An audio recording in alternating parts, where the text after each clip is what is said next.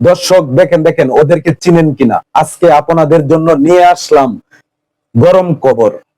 বাংলাদেশের ভাইরাল শিল্পী সীমা সরকারের স্বামী ধরা খেয়েছে। ওই যে দেখতেছেন শিলা সরকার এর সাথে পরকিয়া করতে গিয়ে হাতে নাতে ধরা গেলেন সীমার কাছে।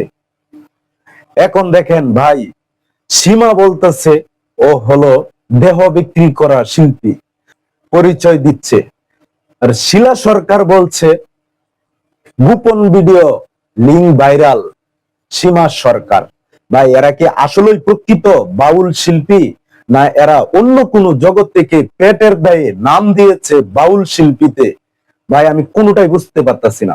আর ওরাই কেমন শিল্পী, আর ওদেরকে যে ভাইনা করে নিচ্ছে এত এত টাকা দিয়ে গান করার জন্য, ওরা কেমন পাবলিক?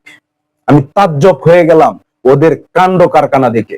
সীমা সরকার ভিডিও করতেছে, হের স্বামীরে দিয়ে কথা বলতেছে, তার স্বামীর কাছ থেকে গোপন কথা বের করতেছে যে কতদিন গেছে তার কাছে, অর্থাৎ কয়বার ওই শিলা সরকারের কাছে গিয়ে শট নিছে।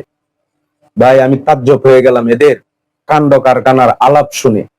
আবার নাকি তারা বাউল শিল্পী, প্রকৃত বাউল শিল্পী যারা, তাদের মনোসুক্ত এরকম থাকার আমি কোনো সময় দেখি নাই।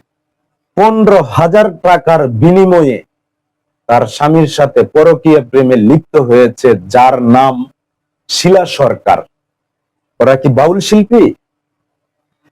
দর্শক যারা আছেন সকলেই আপনারা কমেন্টে বলে যাবেন যে এরা কি আসলেই প্রকৃত বাউল শিল্পীর জগৎ থেকে আসছে, না অন্য কোন জগৎ থেকে এরা বাউল জগতে নাম দিয়েছে বাউল শিল্পী, যে পেটের দায়ে